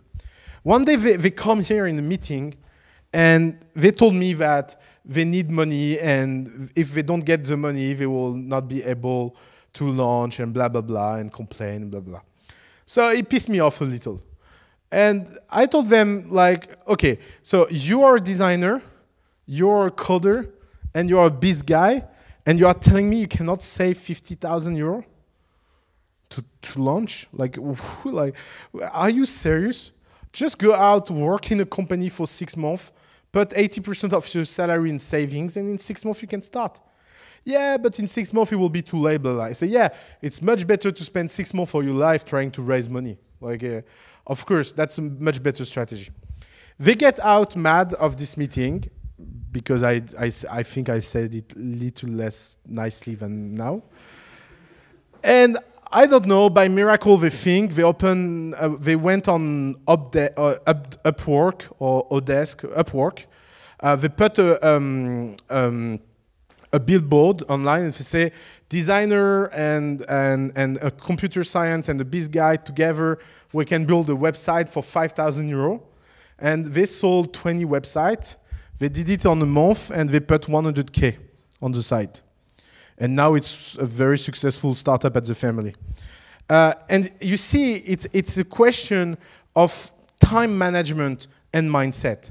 Again, because people are so obsessed about their company that they think that the only way to make money is to find a business model. But you have so much opportunity around that can be done easily and that will put you in a situation where you are free to do whatever you need to reach a business model. And reaching a business model can take years. Google took 8 years to reach a business model level. Like, do you know, like, it's hard to play a game like that, but do you know how much Facebook did on the first year? Like, Facebook is the definition of a company that look like they took so long to find a business model. Like that, I'm sure that here, a lot of people think that Facebook never did money on the first year. Facebook was doing 80,000 revenue a month after 3 months of launch. 80,000. They did €1 million on first year. $1 million on first year. You can look on their SC1 IPO thing. They did money on year first. And you know how they did that? What? No, that's come much later. Apple deal, much later. No, they went on gambling website and buy affiliation link, and they look at people that was having the profile of gambler on Facebook and putting them ads only for them with gambling link, and people subscribe to the gamble website and they was making $100. Is it a business model to put gambling website on Facebook and ads? Of course not. But if you are smart enough, it can be an opportunity and it can make you survive. And even like, it's a very interesting case, because if there is one guy on earth that hates advertising, I'm sure it's the Zuckerberg team. Like even now, they can put 10 times more advertising than there is on Facebook, and they don't. But even him, he did that because survival is much more important than your own feelings. And that's the difference between him and someone greedy. As first, he did not do it on every user. He did it only targeting user that he think was good. And the second thing is that he did it in a way that as soon as he fundraised money, he stopped to do it, because he did not need this opportunity anymore. But what happened? Why he did that? Because he wanted to fundraise money with the best people, not just fundraising money. What most of the people in France, in Europe in general will do is that they will fundraise with anyone just for the sake of fundraise, because they will need to fundraise as soon as possible, and they will never think about this kind of hack and this kind of opportunity. But in United States, you can fundraise with pretty decent people very fast. In Europe, to the level you need to reach to fundraise with good people is much higher. Because average angels in France are toxic. Average people making money in restaurant or anything like that, or classical big company executive putting money in startup, they don't have any clue about what you are doing. And you are putting them in a situation where they can have a word about your destiny. And I'm not talking about term sheet, right, board of director, having them. When someone invests in your company, is a part of your DNA. That's it. That's the magic bond of money. So if you understand that, you need to be very, very careful about the kind of people you let in, because it's very intimate. And you don't want to let anyone that is weird in your house, so obviously you don't want anyone that is weird inside your company. And that's come down to something else. It comes down to this spirit of go big or go home. You know, being an entrepreneur is very hard. Very, very hard. It's not easy. And let's say here everyone launches a startup. Maybe 3 of you or 4 of you will make a living of this startup. That's the actual odds of succeeding. It's not higher. It's really not higher. Like if you take, we can take the historic number of the family. So the family, 10,000 people apply, 358 selected, 184 that are actually alive, 33 of them that are not Walking Dead. Everybody else is Walking Dead. So 53 that have a real metrics. And on the 53, only 20 that are, so 10 more than 50 million, 20 more than 10 million. So you have a group of top 20 stars that are really exceptional and they will make a living of their startup. And the group at beginning was 10,000 people applying. You see the game you are playing? And by the way, the most valuable company in the family is more valuable than the sum of every single company in the family. That's a luck. So what do you do with that? What do you do with this information? You have two kind of attitude. Attitude one is that you can lower your standard. You can tell yourself, that's fine. I will do a small and medium enterprise and I will be an average entrepreneur and I will live with it. Or what you can do is that you can tell yourself, if I don't have the feeling that it will go big, I will do it again until I have the feeling it will go big. And that was the story I was telling you about the pivoting thing. And you know, I'm not a fan of this pivoting thing. I was talking in London this week with a guy that was telling me that his grandma was doing a startup, not a joke.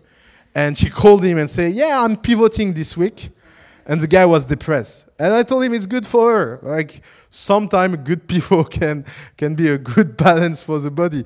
But if people are, like, if it becomes so obvious that people need to pivot, we forget on the way what it means to pivot. Pivoting means you take a blank page and you restart from zero. That's a real pivot. It's okay, it's not going to the point where I want, so I'll do. And you know, in France, we have one guy that I will always be impressed by what he did, is Criteo guy. That guy did the first startup that went nowhere, easy to restart. They restart from zero. The second startup they did inside Criteo was doing something like 100 million users worldwide. 100 million users and no business model. And no way it will be big. What do you do? I think 99% of the people will be like, yeah, we have 100 million users, I can go on TechCrunch, I can go to conference, I can be a star, and I will be fine with that. And that's fine if I don't make money because I can fool around and fundraise forever and ever. Because user attraction, and one day will stop and I will explain that I was too early on the market. It shut down. It shut down the 100 million user and start again, and it became Criteo, the biggest company ever built in France. BlaBlaCar is another example that we can cherish in French. You have a guy that had this weird idea, let's take two people that don't know each other and ride a car together, even more, 5 people. And it's so hard to launch this startup that he working on night and weekend for 6 or 7 years before reaching a point where he can fundraise his first round. You imagine the level of determination? But it's not a question of oh, I'm not aware of my KPI. He was aware of KPI from the first. He was just so sure that the KPI was right, but just slow, that he was ready to take it bigger and bigger and bigger. So you see, that's the kind of mindset when we talk about go big or go home. And go home can be fine. By the way, like if you want to be if the reason you want to be an entrepreneur is to make money, become an early employee in companies is much better to do money than being a founder. Like you can switch from company to company. Yeah. So the question is, you're talking pivoting, starting from scratch. Does it imply also that we can change our market?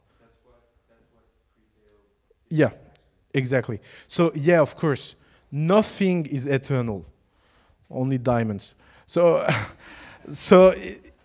if you want, you can change your market, you can change your team, you can change anything. Like you should be very fine with this idea. I think the most crazy story I ever heard about a pivot was the first iPhone. Like, I don't know if you know that story, but 6 months before the release of the first iPhone, Steve Jobs was very unhappy with the design and the feeling and the functionality. That he came during the night and he deleted every single file about the iPhone, and people came back and was like, yeah, I don't know, we get hacked. Yeah, but it's your login, Steve. Ah, yeah. So yeah, we start over. And so many people yell and get furious, and everybody's sad that the fact that it was 6 months before launching. So people said, yeah, we should change the date of launch. I'm Steve Jobs, I don't change the date of launch. So let's make it possible. And I think people don't imagine what kind of effect that creates. Because every single bad decision you took is kind of an invisible debt that keep you, like, you know, and it's hard to move. So if you go from blank page, you can build things. It doesn't mean that you change. By the way, it's not because you don't change everything that you don't need to go from blank page. It can be very good to record, redesign, redo things from zero. Even if you already have assets and things until a certain point, of course. You don't do that every month. But until it works, it can be very, very good to redo everything. And changing market is one of the best ways to revigorate your company. Because sometimes the market defines your success. A critical example is a good one. So, one of the good ways to fight against a toxic ecosystem is to find people that feel in the same mindset that you. That's one of the missions of the family. That's what we try to do. That's why we organize dinners. That's why we organize entertainment. That's why we organize all of that are outside work. Because you need to share yourself. You need to take care of yourself. You need to enjoy yourself. It's not because I'm saying that you need to be focused and disciplined and all of that, that on your work, that outside your work you should not have a life. And be surrounded by people that live the same thing than you, that try to do the same thing that you, is one of the best ways to protect yourself from the outside. You know, one of the images we really like about the family, at the beginning of the family, we met this very famous advertiser that did very big brand, and she started to brainstorm about our brand. I'm laughing because it's a good memory. And she said, actually, the family, you're an isolated island. What? Yeah, you are alone on an island. There is a fire in the middle. You dance around the fire, and everybody is far away, and they see the fire, and they're like, who the fuck are these people on the island? And we love that image. And I think, I'm not sure she said that as a good thing. Because the next sentence was, and to go out of the island, you need to integrate people. And was like, what? What? On my island? No. The fire is good. Like, we are fine. Let's us dance naked on the island. Don't come. And you know what? Go out from the island. So we, like, I think the analysis was like, you are isolated. You need to open. Let's do an advertised campaign. And it was like, you are isolated, and it was like, oh, really? That's so cool. Yeah, let's do it more, actually. And I think that's one of the ways where we even become more radical about that. And we will always be more radical about that. That doesn't mean that the island cannot get bigger and bigger and bigger. The first dinner we was doing was me cooking for 10 people. And now it's 200 people that come, and a guy we don't know cook. You know, you can scale. But And I'm sure in 2 years we will have dinner all around Europe, and it will be things, lot of little island isolated like that. But the important thing in that is that it's not because you fight back, it's not because you understand what the problem are outside, that first you need to be in a change mindset, but also it means that to make yourself feel better, you need to find people that agree with you. That because if you are alone in your analysis and you have no one that never agree, it can end bad. You know, you can really exclude yourself. So being excluded from an ecosystem, it's not important. What is important is to be together and to be strong and to really build your goal and be focused on your goal.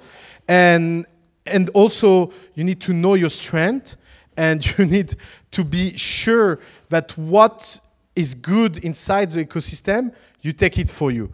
And that will be what we will talk about this afternoon. But the very important thing you need to understand, and it was the paid forward culture. So who here understand what means paid forward? Very honestly. Raise your hand very high, it's for my statistical information. Okay, so paid forward comes from the EP culture, is the idea that you should give before receiving. It's a very mystic idea. So the idea is that if everyone inside the community, they give before receiving, one day we will all be paid in the future. It's paid forward. So it's the idea that at some point you will get a benefit of that if everyone in the community do that. And I think the paid forward thing is the real antidote against toxicity, because everything that is complicated, everything that is invisible, all the things I talk about during all this session, you can save them if you find a group big enough that paid forward between members and protect from the outside. And every single challenge are smaller when they are done together. And that paid forward attitude is not a fucking networking thing. Like, you know, I read that sometime, like, the 10 best lessons to network. When you network in a party, try to find value you can bring before taking value. Like, it's horrible. So you are just giving to receive. No, that's not paid forward. Paid forward is about the fact that giving should be a discipline. And be a discipline you force yourself to have every day, even if you have the feeling that you will never pay off. Never. And I can tell you in Europe, you can feel that for a long time. Because that can be the toxicity. You can give so much, and at some point you can have doubt, but you don't imagine all the profit you get from that. So I don't want to look a little bit mystical on that, but it's a very rational thing. It's at some point you reach a tipping point where everyone thinks like that, and if you are strong enough to bring your community around you to that point, it will create an effect back. The effect back will be the feedback loop of that. That will be you are in a situation where so many people around you give that you will take it for yourself too. And at that point, the ecosystem becomes less and less toxic, because everything that doesn't work well becomes an opportunity. And I think that's one of the things, is that we talking about everything wrong in Europe. Because of course, there is not such a place on earth where there is no opportunity for entrepreneurs. And what I wanted to share with you this morning is that all of that doesn't matter. All of what I said doesn't matter if you have the right methodology. It can be fucked up outside. It can be horrible. It can be pessimist. People, you know, like, so many people told us, oh, it's so good what you are doing at the family. One day you will save France. And I think that's the most horrible and stupid sentence you can tell us. Because no one is strong enough to save a country. Like, country never gets saved by any individual. Countries get saved by collective awareness around an issue, and that's the role of politics. Our job here is to save the 200 best companies in Europe. That's our job. And in that process, we will be ready to help whoever we can to achieve that goal. And that's a much, first, we can measure that goal, because 200 companies a year that are good and doing well, that's a KPI you can track. And it's very important to have a precise KPI in what you do. And also it's something that seems possible. Hard, but possible. If you come and you say, yeah, let's save the ecosystem, you will be like, what? But how do you do that? And I think that on that way, the paid forward come with an equilibrium, is that in the same time, you are not here to save the ecosystem or to save anything abstract. You are here to save yourself. If you need to be aware of the toxicity of the ecosystem, it's because you need to don't get trapped in that. You need to be strong enough to survive, disciplined enough to grow, good enough to bring people with you so life will be easier. But you don't need to think about these big things like, let's make a non-profit that will gather us and save the ecosystem, blah, blah. No, you need to stay aligned. If you want to change Europe, it will be much easier to change Europe if we build 100 people that are billionaires than with any political action in anything about entrepreneurship. And I can tell you that from our experience. So isolate yourself, work hard, stay disciplined, focus, and build things that are amazing. And everything else will follow. Thank you.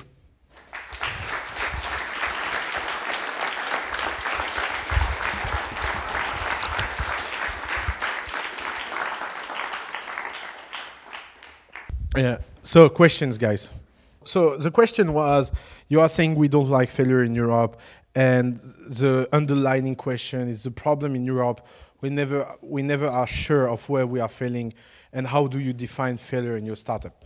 So I will reply with something. It's a question I have all time long, because people think that there is a KPI of failure. Like, for example, I did this kind of mistake at the beginning of the family. For example, in the video I said in French, if someone doesn't have a 20% conversion rate on his page, like blah, blah, blah is below. And after this kind of stupid sentence, I will receive email for years. Like, yeah, but I have a 15% conversion and my company is doing well, so fuck you. Okay, sorry, it was kind of average. Or people are like, oh, I have a conversion rate that is 30% and I don't know why it's failing. And I'm like, maybe because you're selling crap. Good explanation. So there is not such a thing as a KPI for failure. Like, failing is just about the fact that you don't feel okay with yourself. And also it's about the fact that you feel that you are not growing. You know, one of the things I always repeat is that success is obvious. There was this debate in the US at the Supreme Court about how do you define porn. The question was, there is this movie that get classified as porn because there was sexually explicit content inside it. And they asked the federal judge, and federal judge said, it's porn or not porn, I don't remember. And they end up at the Supreme Court. So you have the 9, or I don't remember how many, 9, that come and try to judge what is porn. And the conclusion of the debate is that porn is obvious, is that porn is unanimous. Like, I think if I show you 10 movies that have explicit content, you will always recognize a porn movie. And there will be movies that are art, considered as a art movie, and half of the people will say this is art, and half of the people will say it's porn, not because it's porn, they know it's not porn, but just because they don't want to see it, and because they are shocked by their personal belief in blah, blah. So the Supreme Court said, if it's unanimous, it's porn. If it's not unanimous, it's not porn. And it's easy. And exactly the same thing with success and failure. In startup, success is obvious. I never saw a startup succeeding that makes debate. Like, you know, when you have the feeling that your phone rings more than you can reply, when your mailbox is full of emails and you are late replying, if you have the feeling that you're always late with your startup, you are succeeding. But if you are in the plan, like, for example, every failing company, they always are on track on their business model and business plan. Why? Because it's easy. They say, I will do 10 sales, and they reach 10 sales. And they did not reach 100. So its success is not here yet. And they need to push harder. So to give you an image, it's exactly like if you have a punching ball, and you go in the punching ball, and the punching ball doesn't move. That's what happened to most of entrepreneurs. They go very hard, and the thing is so heavy that it doesn't move. And they have the feeling that they work hard and they don't understand. And you have some people, they pat in the punching ball and punching ball come back in the face. That's success. Like, it's overwhelming. It's something so big that you're uncomfortable. And the problem is that it's a very personal ethos question. Defining failure and success can be like, people can be fine with very small level of success. Some people have a bigger definition of success. But you always reach a point where there is no debate at all. Yeah. So I have a question about the business model. So you told us like the business model go afterwards. Like you need to find your clients, find what you want to do and why you want to do it. But sometimes I heard the question when I talk about a project, my project. People always ask me, how are you going to make money? Yeah. So do you think we should just? That's why I'm doing. Like I'm lying. I'm making myself confident about how I'm going to make money, but I don't have any idea. Is that the good process? So I think it's an horrible process on every step. First step, you have this discussion with people. Which kind of people do you have this discussion with? Like, that's the first mistake in every toxic environment. Bad judge, bad people. If you let anyone that is not at the level judging you, you put this kind of people having power over you. And I know which kind of people are asking you this question. Are they people you respect as entrepreneurs? Well, the first question I ask to those people is... No, they are asking you this question. Yeah. There is any respectable entrepreneur that asks you this kind of question? No. Point. So stop talking. That's the first thing. Like, you should never talk to anyone that you don't admire. That's like, it's really, really important. You need to have this kind of discipline. Like, look, last time we had this event where, you know, entrepreneur come on stage and they launch their product, and it was at Coup d'etat last year. And a guy come on stage and he said about this company, and the guy said in the room, like, I don't know how you will ever make money with that. And the guy was starting to reply, and I told him, please don't reply. Let me ask 3 questions. Are you an entrepreneur? Yes or no? No. Are you an investor investing in company and judging business model of people? Yes or no? No. Are you someone that one day in his life made revenue from anything? No. Okay, shut up.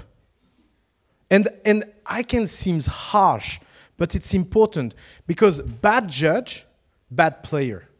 Because when you put yourself in a situation where you are judged by people, you are putting yourself in a position where you play around rules. And that rules are bad. This is why, for example, I told people to never go on public grant. Why? Because bad judge. Like, you don't imagine, I know how it works. First, I want 100,000 from public grant, so I will fill a folder. The folder is full of bullshit, so I will put bullshit answer. And I will say, yeah, I do that just for the grant, and I will go. And the guy will start to ask question, and stupid question, and what you will do, you will provide stupid answer. And if you think that that doesn't have an impact on you, you are a fool. Everyone going on the dark side, stay on the dark side. Like, it's not free to have in your mind, think, answer. You can think that you can play a game and fool people, but you will always end by taking an idea or taking something and blah. And that will put you in a situation where your purity of your project will become horrible. And you know how 99% of people reply to that feedback? They will say, yeah, but sometimes someone will give you an idea. Yes, better to don't have this idea. Of course, in 10% of the case, 20% of the case, even if it's on 50% of the case, some people will tell you things that are smart. Yeah, but the downside will be the other 50% of the case. The downside will be every single case where you will be in a situation where you will torture yourself with this question. Second point, you said that you are trying to build your confidence. But that's not the job you should be doing. You are not here to build your confidence about people asking you this kind of question, and it's not relevant. You should build your confidence in front of your customer. You should build your confidence in front of your team, not in front of random people that are just here to give you feedback. And by the way, that's something you don't imagine. It's called the feedback trap. You know, if you ask someone his opinion about something, everyone will always give it. This is why asking feedback is the most dangerous question on earth. It doesn't mean that you don't need to listen to feedback. It means that you be very careful to how and to who you ask feedback. And we'll do a complete session about that, because one of the skills that is really hard to get as an entrepreneur is the interview skill. But so many people are like trapped and taken in that infinite loop where they do things stupid, talk to stupid people, make more stupid decisions, and they go back to the stupid infinity loop. And the third thing about your question is that, of course, you need to get an idea of how you will make money. But if you don't have, like, I know like a lot of people think about business model, blah, blah, but I never saw a business model that is not obvious. If your business model is not obvious, there's two reasons to that. First reason is because you are not good at that, and you don't feel comfortable about making money or things like that. So find someone that is. Like everyone is not made to do money. You know, like some people have something with money and other not. It comes down to education, blah blah. So you can find someone that will be better at that than you. Or the second reason is that the business model is really not obvious, and in that case, it means most of the time that the company is impossible. I will take an example. Google. You know, people say, yeah, Google had no idea how they will make money, and it took them 8 years to find business model. Even me, I said that on stage like 30 minutes ago, so I'm responsible of that. But the problem is that it's very confusing sentence. The truth is that Google know how they will make money on day one. The problem, they did not want to do it that way, because it was a personal ethos. Here's the debate. The only way to make money with Google is advertising business. Larry Page and Sergey Brin hate advertising. So how do you do?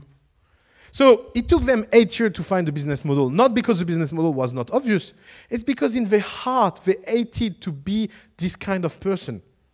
Thanks God, that constraint create a situation where invented a new kind of advertising, was not intrusive, that was text, that was beautiful, that was intention-based, with very high level of conversion.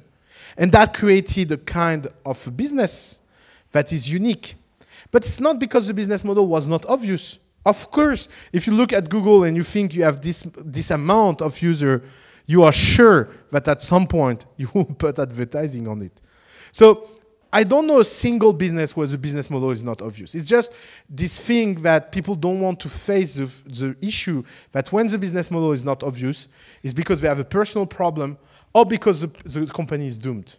And that doesn't mean that it's not hard. Let's say Facebook. For example, Facebook business model is advertising as well. Why it took them so long to launch an advertising platform? Because the return on investment on online advertising until you reach a certain point is very low, and it doesn't sustain the effort. This is why you should not focus on business model. But that doesn't mean that the business model is not obvious. It just means that the execution of the business model will be later. So I never saw a good company that take more than 5 minutes to decide what their business model is. Really, 5 minutes. But I see 1,000 of companies that take 10 years to build that 5 minutes into reality. Because that's the issue. That's what is complicated. Question? Yeah. First of all, your French is so much better than my, your English is so much better than my French, so thank you. And second, you said that there is a big difference between how the US venture works in Europe, and does that include venture capital? Or, yeah. And specifically, does that include the pitch deck? That's include everything, like from top to down. So, like, there is so many difference between, first, there is so many difference between Silicon Valley and United States that you imagine the gap between United States Europe and Silicon Valley Europe. So the first thing you need to understand is that in United States there is an accident called Silicon Valley that works with their own rule on their own planet, and it's an amazing planet. Like I know when I talk about Silicon Valley, I always look like this fine boy talking about it. But let's just take something in the face. During 10 years, they built $1 billion company a month for 10 years until 2 years ago when being a $1 billion company becomes so common that It's even more than once a month. It's 10 a month. But until that point, like if you look at the 5 biggest websites we use, they come from Silicon Valley. If you look about every big technology company, they come from Silicon Valley. Blah blah blah blah blah blah. So Silicon Valley is a unique place in the world, and there is an underlying consequence to that.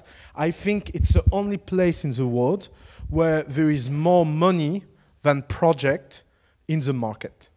If you look at the structuration of even New York or Paris, London, Berlin, Italy, wherever you are in Europe, you always are with a constraint that there is more project than money. So project fight for the money. Because project fight for the money, it creates a certain kind of bias, like investor can be not nice. You know why every investor in Silicon Valley are nice? Because every unnice investor almost in Silicon Valley are dead. Like if you are in a market where you can take money from the nice guy and money from the douchebag, who do you think you will take money from? You will take it from the nice guy, of course. So there is this Darwin selection effect that really makes things different. Also, something unique in Silicon Valley that you will never find anywhere else, it's what I call the middle class of Silicon Valley. There is so many people that are in the situation of, I've been done that, been there, done that. Meaning that they have been in a situation where they saw companies scale and they actively participate to that scaling. So you have people on shelf in Silicon Valley.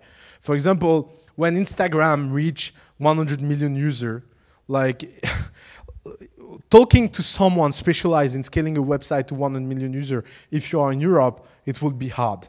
Like, good luck. Good luck to find someone in your coffee shop that will know anything about what it implies. In Silicon Valley, the guy took his phone, he was at a party with a guy that worked at Facebook, and he calls the guy and say, we are in deep shit, we have this huge traction, everything is broken. And the guy came to the office for 5 days and fixed everything and tell them how to fix things.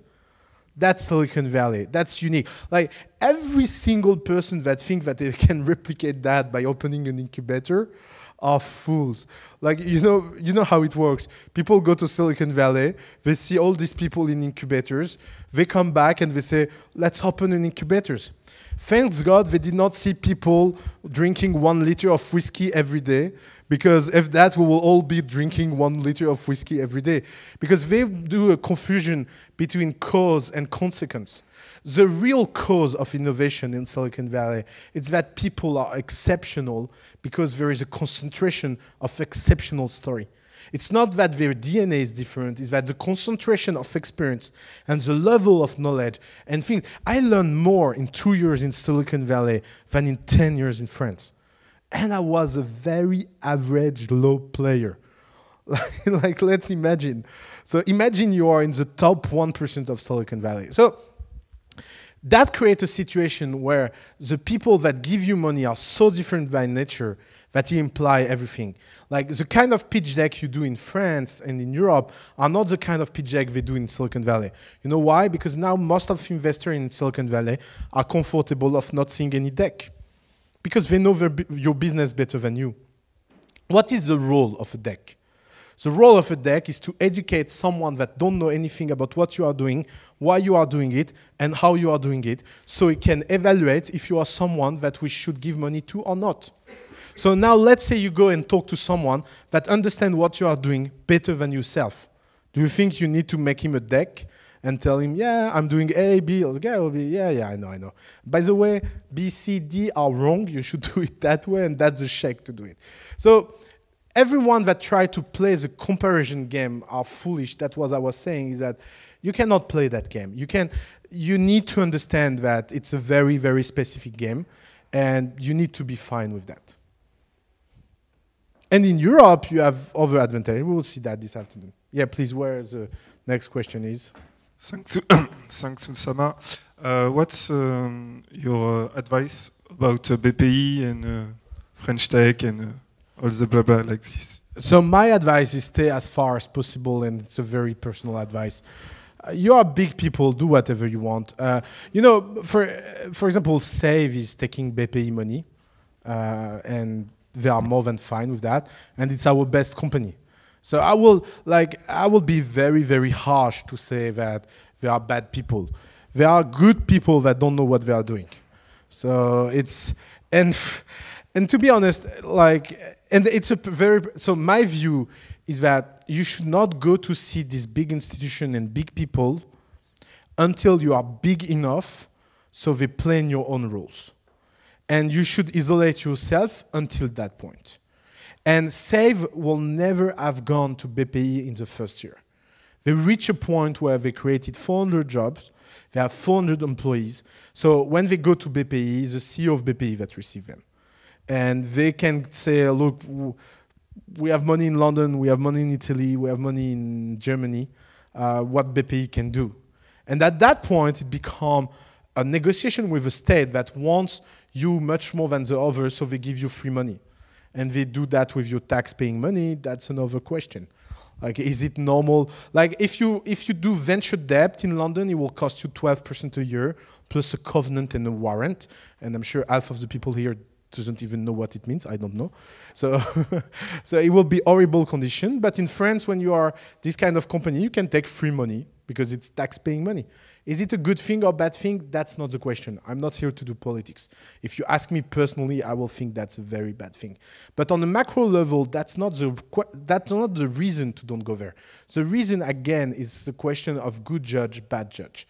You should be obsessed in the first year to have only the judge that you deserve and only people that push you up. For example, we have a company, I told them 10 times to don't go to BPI. But of course, you know, in a family, like, no one really listened to you. So, so they went to see BPI. And what happened is that BPI told them, you are not doing anything innovative. And they was like, are you kidding? And so the company, I can say it publicly, is SoShape. You can go on SoShape.com. It's a smart food company at the family. They built the first pancake without gluten, without lactose, without fat, that are better than any pancake you never had in your life. I'm a big fan of these pancakes. And I can tell you I'm very serious about this kind of subject. And the guy told them, yeah, well, you don't have coders. The guy was like, are you kidding? It's a chemical innovation. We build our own production line. Yeah, but it's food and you sell it. And they spent 6 months for that. And I told them, why did you do that? Yeah, but Save is raising, but yeah, again, bad judge. They put themselves in a situation where they can have lose their sight, lose their confidence, because they wanted absolutely to take profit of something that was here. And it has been a good lesson they survived. But I have companies, and I only tell the stories of people that survive, but I have companies that did not survive in this process. And that's why all of these things are dangerous. Let's take the French tech. Like, we receive emails from people that tell us that they are French tech selected company, and so they are ready to join the family. And I'm like, are you kidding? Are you seriously went through a commission of civil servant that never, even not have been entrepreneurs, never had a real work in their life, like meaning real work in the sense of being in a corporation, and you did your presentation and you are happy to have been elected the best startup, you should be worried. You should be like, what's wrong with me? Like, like if this kind of people was good at predicting what the future will, we will all know that. We all know that they are bad at that. You know, you still have this, in administration, you still have people that are mobilizing for Minitel. Like, seriously, and people go and do pitching session from that. Look at Ministre des Finances in France, or in England at Buckingham Palace, or in Germany, like Angela Merkel come in France and made pitch companies in front of entrepreneurs. You're like, what the fuck, Angela, please? Like, why are you hurting yourself like that? And why? Because it's fashionable, it's good for communication, and people doing that, they don't understand that they are the product. Because these people can go and say, we are supporting 100 entrepreneurs, and we are doing good for life. And when all of that company will be dead, we will be like, yeah, we supported the wrong one, but it's because we supported this one that others started. So they are never wrong because they never have any KPI to be wrong. So this is why you need to go out from all of that. Personal opinion.